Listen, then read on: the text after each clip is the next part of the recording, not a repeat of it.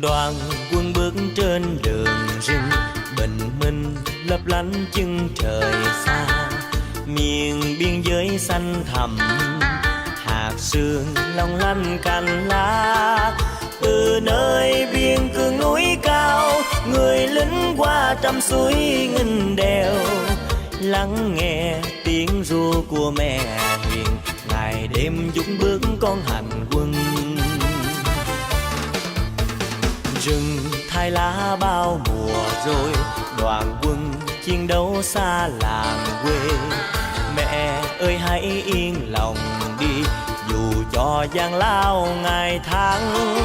Trường Sơn hay nơi đảo xa, thì chúng con luôn biết giữ gìn. Chúng con luôn bên mẹ hiền,